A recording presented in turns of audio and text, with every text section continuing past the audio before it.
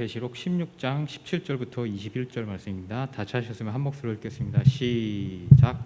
일곱째 천사가 그 대접을 공중에 쏟음에 큰 음성이 성전에서부터 보좌로 나서 이르되 되었다 하시니 번개와 음성들과 우레소리가 있고 또 큰 지진이 있어 얼마나 큰지 사람이 땅에 있어 온 이래로 이같이 큰 지진이 없었더라.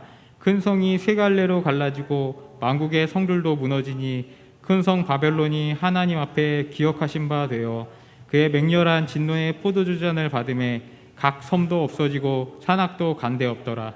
또 무게가 한 달란트나 되는 큰 우박이 하늘로부터 사람들에게 내림에 사람들이 그 우박의 재앙 때문에 하나님을 비방하니 그 재앙이 심히 큼이로라. 아멘. 공원에서 수십 명의 단체의 백발, 대머리, 배불뚝이 남녀 노인들이 이렇게 팔을 휘저으면서 우스꽝스러운 운동을 하는 것을 생각하면 여러분 뭐가 생각나십니까? 아마 중국의 태극권이 대부분 생각이 나실 것입니다. 분명히 무협 영화 속에서는 절대 무공의 태극권의 고수가 물 흐르듯이 유연하게 적들 사이를 파고들어서 일순간에 제압하는 그런 무예로 알고 있지만 현실 속의 태극권은 우스꽝스럽기도 하고 잘 쳐줘봐야 에어로빅쯤으로 취급받는 그런 운동이 우리에게 태극권의 인상이라는 것입니다. 유명한 중국 유튜버 중에요 쉬샤 우동이라는 격투 유튜버가 있습니다. 그의 컨텐츠는 중국 무술 고수, 고전 무술 고수라는 사람들을 찾아가서 격투기로 대결하여서 그들을 흠심나게 두들겨 패는 것이 주된 콘텐츠입니다. 이전까지 그 중국의 홍보 영상들 속에서 그 중국의 무술들은요 수천 년의 비기를 지닌 태극권과 영춘권 그런 무술인들이었었는데요. 쉬샤오 등의 입식 타격 기술에 여지없이 끼어져 나가게 되고 그것으로 인하여서 유튜브 속에서 큰 파란을 일으키게 되는 것을 보게 됩니다. 결국 중국 공산당에 의해서요 자신의 이름과 얼굴로는 절대 경기를 진행할 수 없는 제재를 받게 되었다라고 그렇게 울분을 토하면서 이야기하는 것을 보게 됩니다. 그래서 이제는 유튜브를 우회해서 중국의 서버를 우회해서 올리는 방법밖에 없다라고 그렇게 자신이 이야기하는 것을 보게 된다라는 것이에요. 문화 대혁명으로 인하여서 가뜩이나 다 사라진 중국 문화 속에서 그 문화라는 컨텐츠가 세계에 얼마나 잘 먹히는 것을 맛본 중국 공산당이 그 문화 콘텐츠인 그 전통 무술에 대한 그것을 격파하고 다니는 도장 깨기 하고 다니는 쉬샤오 등이 얼마나 눈엣 가시 같은 존재였기 때문에 그의 입을 막았다라는 것이에요. 여러분 그렇다면 중국 무술은 다 허상일까요? 사실 그것은 또 아니라는 또 다른 분석을 보게 됩니다. 쉬샤오동의 열풍 속에서 재조명하는 포인트가 중국의 무술은 원래 전투나 호신용 실전 무술이었다라는 것이에요. 중국의 무술의 기조는 권병일치예요. 주먹과 병기가 일치되는 그것을 추구한다라는 것이에요. 즉 고대 시대의 중국의 군사 문화 속에서 병장기를 자신의 손처럼 자신의 신체처럼 다루면서 병장기를 통하여서 최단거리와 최작은 힘으로 제일 작은 힘으로 상대의 급소를 한 번에 끊어놓는 그것을 연습하는 것이 중국의 무예였다라는 것이에요. 그래서 8포인트의 사람의 치명적인 급소를 공격하는 것이 중국의 무예였다라는 것이에요. 그런데 시간이 지나고 중국의 문화 대혁명으로 인하여서 중국의 문화가 다 말살된 이후에 사람들이 그 권병일치라는 그 중국 무술의 본질을 잃어버렸다라는 것이에요. 지금 방금 전에 얘기 들었지만 중국에 왜 이런 일이 일어나게 됐습니까? 모태통의 문화 대혁명이 만들어 놓은 소산이라는 것이에요. 문화 대혁명과 그 홍위병들을 통하여서 모든 장인과 그 다음에 모든 역사들이 말살되었고 이제 와서 세계화가 되면서 돌아보니까 전통의 가치를 다시 찾는 것이 어떻게 합니까? 돈이 된다라는 것을 깨닫게 되고 국력이 된다라는 것을 깨달았다라는 것이에요. 그래서 전통 문화는 말살되었지만 이리저리 들은 풍월이 있어가지고 그 모든 맥이 끊겨진 것을 이렇게 얼기설기 모으다 보니까 어떻게 됩니까? 전통은 사라지고 전통의 모양만 남게 되었다라는 것이에요. 그게 뭐예요? 현대의 중국 무술, 태국권이라든지 영춘권이라든지 무협영화 소재에서만 이렇게 뭡니까? 판타지처럼 나오는 그런 무협 영화 소재거리가 되었다라는 것이에요. 이렇게 해보다 안 되니까 영화 쪽으로는 물론 성공을 했지만 그것마저도 이제 언론 통제로 인해 가지고 되지 않으니까 이제 안 되겠으니까 전통이 잘 복원돼 있고 전통이 잘 유지되고 있는 무엇입니까? 타국의 문화들을 자기들이 집어삼키려고 한다라는 것이에요. 그래서 문화의 단절이 없고 문화가 계속 이어지고 있는 한국을 자꾸 넘보니까 태권도도 자기네 것이라고 이야기하고 김치도 파오차이라고 하면서 자기네 것이라고 이야기하고 한복도 자기 것이라고 이야기하면서 타국의 전통을 마치 어디 것입니까?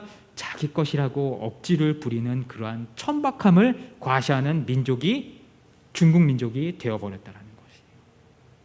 산업혁명 이전까지만 해도요, 유럽이 중국 문화를 따라갈 수 없었어요. 그래서 유럽이 중국 문화를 경탄하였고 부러워하였는데 그 찬란한 중국 문화가, 중국 문명이 그 내적인 부패와 그 이후에 돌아온 모태통이라는 정신병자, 유물론자, 그리고 그들의 추종자 홍위병에 의해서 말살되게 된 그 사태가 지금의 중국 영화계, 중국 무예라는 것이에요. 제가 오늘 서두에 이 이야기를 말씀드린 이유는요, 우리 기독교의 모습도 이와 그렇게 다르지 않다라는 것이에요. 낱말할 처지가 아닌가라는 것이에요. 교부들의 전통이 말살되었고 성경의 본질에 대해서 망각하고 성경을 마치 태국권처럼 설파하는 광대들이 추앙받는 한국 교단 상황을 이야기 드리고 싶기 때문이에요. 요새 유튜브를 이렇게 찾아보니까 이런 컨텐츠들이 있는 걸 보게 되더라고요. 신나는 방언 기도, 영계를 진동하라, 타타 두두 카카 방언 특징, 고린도전서 12장 10절. 근데 찾아보니까 조회수가 5만 회예요. 그리고 그 채널은 구독자가 4만 회예요. 여러분은 조회수 5만 회랑 구독자 4만 회가 기독교에서 어느 정도의 영향력이냐면, 잘 나가는 기독교 유튜브가 2만 3만 정도 되면은 잘 나가는 기독교 유튜브라고 그렇게 이야기를 해요. 1위는 이찬수 목사님이고 2위는 저기 무슨 광성교회요? 무슨 광성교회죠? 예?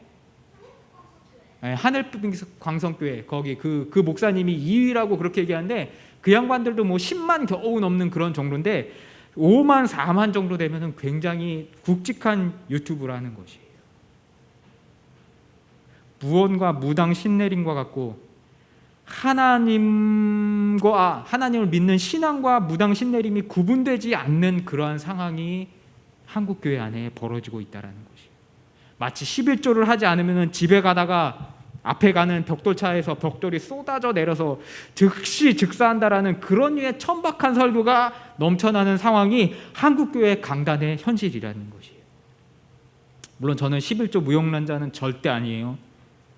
믿음의 조상이 했던 그것조차도 따를 신념이 없다라면은 그런 사람들은 믿음과 순교에 대해서 운운하는 것 자체가 어불성설한이라는 것이에요. 자신의 소유의 10분의 1조차 못 드리는 주제가 순교가 가당키나 하다는 것이에요. 매일 이것을 돌아보는 심정으로 우리가 성경을 읽고 설교를 해야 되는데, 이제는 성도들의 입맛에 맞추기 위해서 어떻게 합니까? 11조는 과거의 전통이야. 그거는 지금 현대에는 이어지지 않아. 예수님께서 폐지해버리셨어. 이스라엘인들도 그거 하지 않았어. 서구 애들도 11조 하지 않았어 라고 이야기한다라는 것이에요. 근데 여러분, 제가 계속 얘기드리지만 서구 사람들이 11조를 안 한 이유는 그 양반들은 교회 다니다 죽을 때 되면 교회에다가 자신의 전 재산을 자식 안 주고 다 기부를 해버려요. 한국이랑 비교가 되질 않는다는 것이에요. 근데 11조를 안 한다? 한국 교회를 말살하려는 사탄의 괴계라는 것을 깨달아야 한다는 것이에요. 그럼에도 11조의 중요성을 말하기 위해서 천박한 스토리텔링과 빈약한 성경적 상상력에 기대어서 이야기하는 것은 반대로 11조를 하지 말라는 것의 대척점에서 똑같은 천박한 것이라는 것에 대해서는 변함 없다는 것을 여러분에게 이야기 드리고 싶다라는 것이에요. 설교만 하면은 헌금으로 귀결되고, 설교만 하면 11조로 귀결되고, 11조 안 드리면 벽돌차에 치여가지고 벽돌 다 쏟아져 내리고 죽고, 이런 최악의 상황이 한국교회가 아닌가 우리가 돌아봐야 한다라는 것이에요.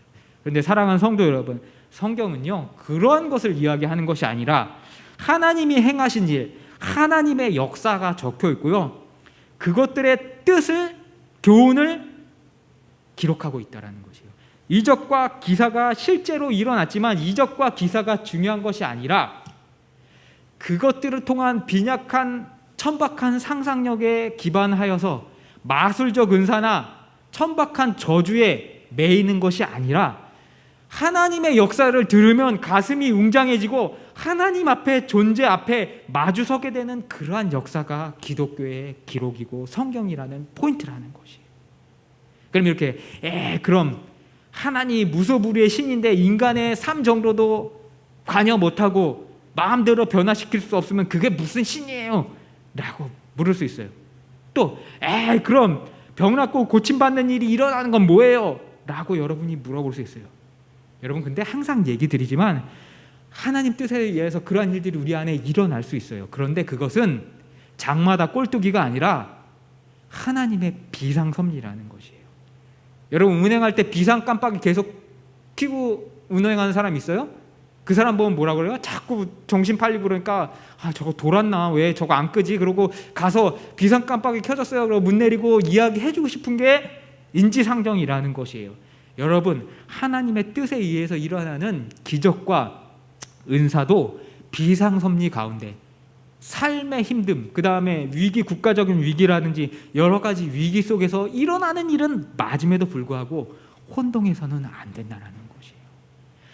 이 비상섭리, 기적, 은사가 무분별하게 다뤄지게 되면 기독교와 그 기독교 안에 그리스도의 복음이 무속과 차별성이 없게 되는 한국교회의 현상과 똑같아진다는 것이에요.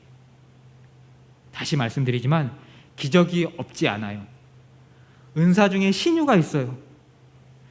이성적으로 이해 못하는 불가해한 일들이 존재하는 것을 부정하지는 않아요. 그런데 아까도 얘기했다시피 장 나갈 때마다 꼴뚜기가 있는 것이 아니에요. 철이 있어요. 때가 있다라는 것이에요. 필요할 때가 있고 하나님이 생각하시는 비상의 상황이 있다라는 것이에요. 그것보다 더 중요한 것은요, 우리의 삶 하루하루 자체가 기적이라는 것을 우리가 깨달아야 한다는 것이에요. 여러분과 제가 이 자리에 서 있는 것 자체가 기적이에요. 될 수 없는 일이에요. 그 아무것도 우리의 공로로 우리가 떠벌릴 수 없다라는 것이에요. 우리 입속에 밥숟가락 넣는 것조차도 어떻게 합니까? 하나님의 기적이라는 것을 이야기하고 있어요. 뭐 이렇게 얘기해요, 여러분. 우리가 근면하게 하고 노력을 하고 절약을 해서 다 밥숟가락 입에 넣는 것이지. 다 아니에요. 근면하게 해도 힘들게 사는 사람 밥숟가락 못 넣고 목숨 끊어지는 사람이 있다라는 것이에요. 어저께 우리 지율이 외숙 모델 분이 이렇게 왔어요. 가고 나서 이런저런 얘기를 하다가 우리 장모님 백순희 권사님은 참 복을 받았다.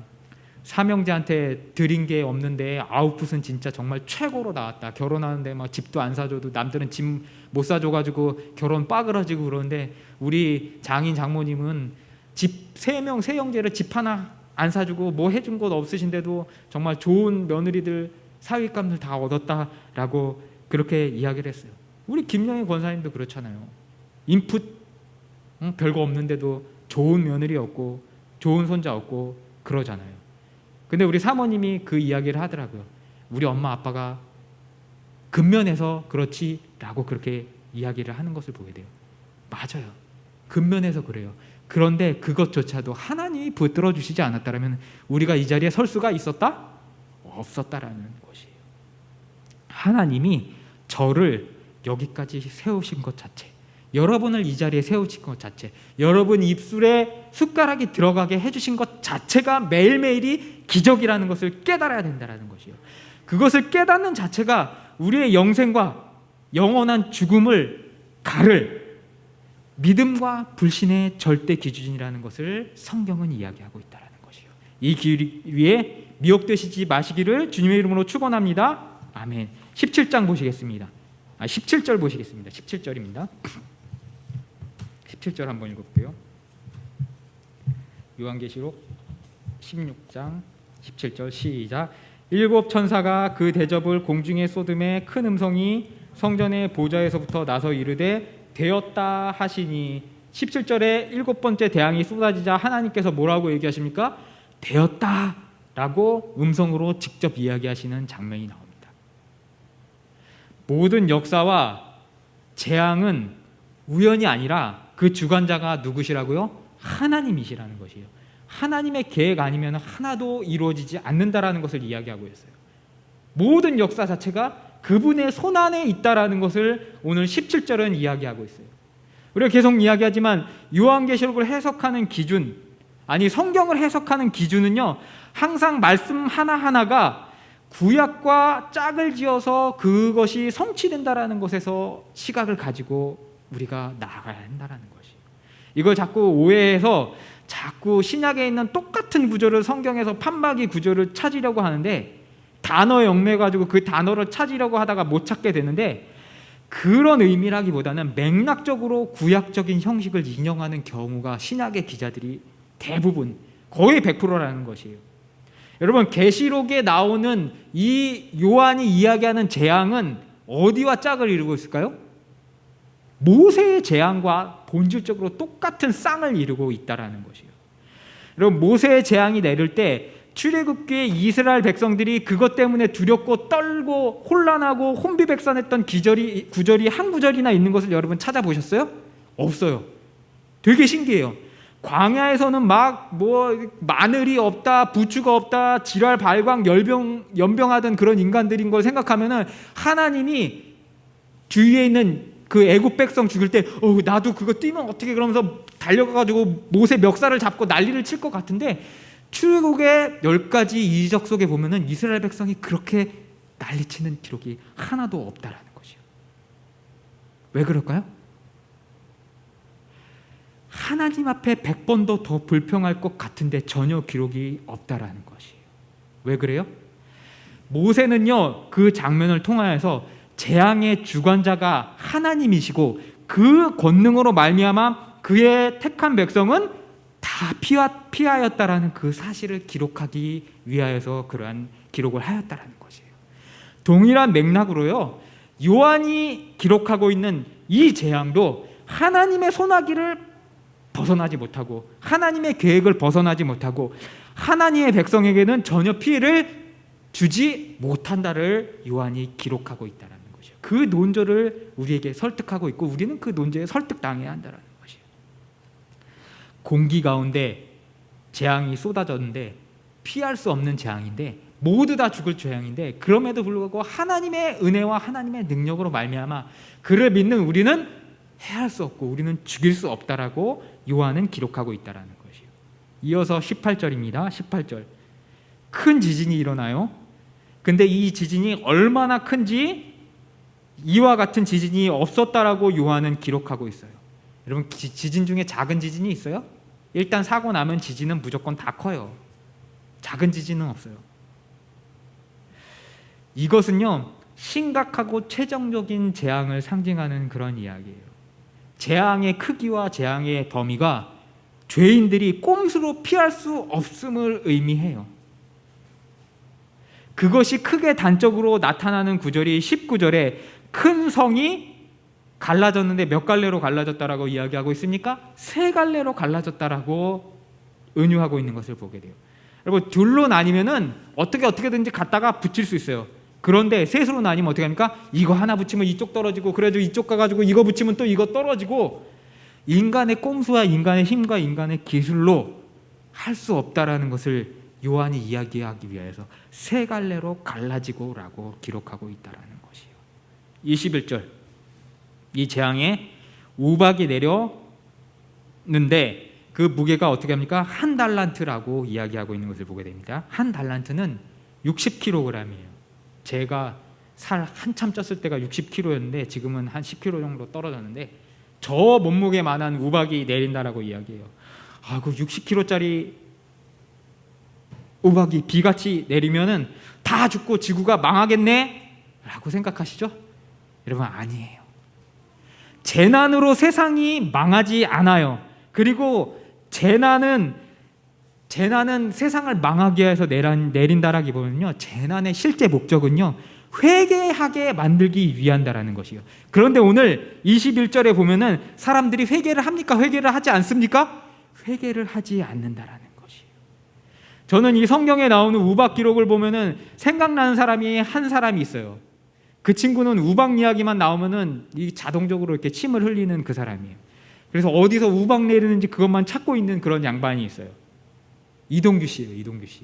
우박 덴트 자동차 찌그러지면, 우박으로 찌그러지면 한 대 고치면 200만 원씩 남는데요. 그런 거를 수십 대 수백 대를 고치니까 전 세계에서 어디에서 우박 나는지 그것만 찾고 있다는 거지요. 2, 3년 전인가 연락이 와가지고, 야, 이번에 한국 어디에서 우박이 내렸는데 작게 내렸더라고. 야, 진짜 아깝다. 나 한국 가가지고 너 볼 수 있었는데 진짜 아깝다 라고 입맛을 다시더라고요. 여러분, 재앙이 사람을 죽일 수도 있지만 재앙은 사람을 죽이고 살리고 하는 것이 아니에요. 재난이 인간을 죽이는 것이 아니라 믿음이 없음으로 인해서 인간은 죽는다라는 것이에요. 믿음이 없는 인간은요, 재난이 와도 스스로 깨닫지도 못하고 후회하지도 못하고 죄에서 돌아서지 못한다라는 것이에요. 일부는 60kg짜리 우박을 머리통에 맞아가지고 즉사하겠지만 남은 사람들이 회개했다라고 이야기하고 있어요? 회개하지 않았어요. 왜요? 믿음이 없기 때문에 본질적으로 회개로 들어갈 수 없다라는 것이에요. 여러분, 지난 여름에 중국에 그렇게 재해가 일어나고 막 비가 내려가지고 중국에 뭐 우한시가 뭐 한 달이 잠겨 있어가지고 녹조가 껴가지고 냄새가 어쩌고 난다고 그러고 산사댐이 무너지니 많으니 여름 내내 떠들었어요. 그런데 중국 백성들이 회개했습니까? 더하면 더했잖아요. 오히려 더 뻔뻔해져요. 두 번째 백신을 개발하고 있대요. 두 번째 바이러스를 개발하고 있다라는 그런 이야기가 그 카더라 통신인지 모르겠지만 이야기하고 있다라는 것이에요. 재난으로는요, 사람을 일부 죽일 수 있지만 다 죽이지도 못하고 회개하게 하지도 못해요. 믿음이 없이는요. 세상은요, 재난 안으로 망하는 것이 아닙니다. 21절의 마지막 절에 보면 그 우박의 재앙 때문에 하나님을 비방하니라고 기록하고 있는 것을 보게 돼요. 우리가 계시록에 대한 대부분의 잘못된 해석은요, 종말의 타임테이블로 계속 이해를 하려고 해가지고 재앙이 우박이 60kg짜리 이상이 나면 이제 세상이 망할 때가 됐으니까 우박에 집중을 해라. 뭐 지진이 진도 몇 짜리가 일어나면은 세상이 망하니까 거기에 집중해라 라고 자꾸 사물을 보게 한다라는 것이에요. 세상은 그렇게 망하지 않아요. 최종적 종말 심판은 이 7번째 대접 이것을 쏟은 이에도 일어나지 않아요. 최종적 종말은 어디서 일어납니까? 지율이 어디서 일어나요? 하나님의 백보자 심판대 앞에서만 최종적인 종말이 일어난다라는 것이에요. 거기서 선고가 꽝꽝꽝 나고 마지막에 괴작들을 대령하여서 거기에 목이 놓아져야지나 인간들, 죄인들이 덜덜덜 오줌 지리면서 살려달라고 하는 것이 인간의 교만이라는 것, 인간의 특성이라는 것을 이야기하고 있다는 것이에요. 아직은 심판이 온전히 이루어지지 않았기 때문에 설 죽어가지고 어떻게 합니까? 60kg짜리 우박이 내리는데도 하나님을 손가락질하면서 비방하고 있는 것이 인간이라는 것을 오늘 요한계시록은 이야기하고 있다는 것이에요. 결국 인간의 악의 문제, 그 악의 문제의 최종 해결은 심판으로만 해결돼요. 심판의 선고 꽝꽝꽝 하는 그 자리에서 백보자 심판대 앞에서만 해결된다는 것이에요. 하나님 앞에서 법률적인 심판, 선고 그것을 받고 무적행의 멸망으로 들어가지 않고서는 인간은 회개하지도 후회하지도 않는다라는 사실을 우리는 잊지 말아야 돼요. 그 전에 회개하는 사람은 누구요? 우리예요. 우리. 믿음 있는 사람은 그 전에 회개하고 돌아온다라는 거죠. 그래서 이렇게 재앙이 끝나지도 않았는데 요한은 세상이 망하고 끝났습니다 라고 결론을 짓는 것이 아니라 이후에도 18장부터 19장 걸쳐서 20장, 21장에 이르기까지 계속 신학적인 주석들을 구체적으로 남기게 돼요. 그리고 20장에 가서야 진짜 최종적 심판 장면을 기록하고 보여줘요. 그것이 뭐예요? 우리가 잘 아는 백보자, 옛날에는 백보자라고 써 있는데 요즘 성경은 흰보자 심판이라고 그렇게 써 있는 것을 보게 돼요. 대접을 7개씩 3번을 쏟고 인을 떼고 나팔을 불고 그렇게 37에 21, 27번, 37에 21, 21번을 해도 세상은 끝나지 않는다라는 것이요. 백보자 심판에 가기 전까지. 계속해서 이야기하지만 성경, 특히 요한계시록은요, 어떤 특별한 사건을 이야기하지만 그것보다는, 그 사건보다는 그 사건 이면의 신학적인 본질에 대해서 우리가 계속 노력하게 주의를 주고 있다는 것이에요. 이렇게 책이 있는데 그 책 속에 손가락이 이렇게 있는 것을 보게 돼요. 손가락 그림을 있는 것을 보게 돼요.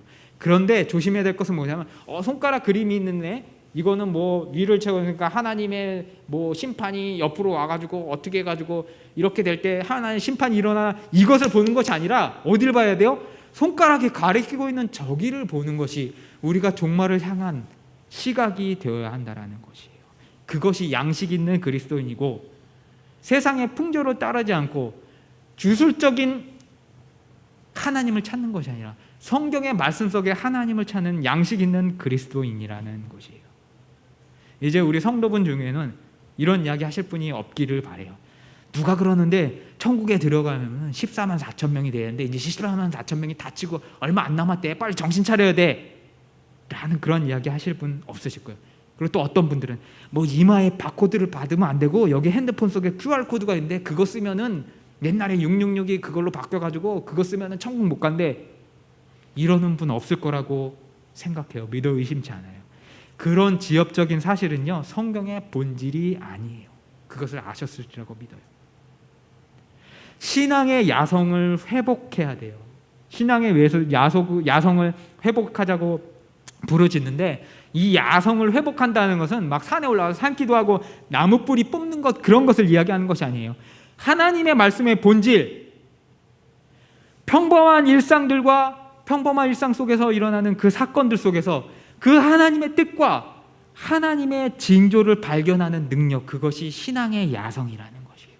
그 야성을 찾는 성도들 되시기를 주님의 이름으로 축원하면서 오늘 설교를 마치도록 하겠습니다. 기도하시겠습니다.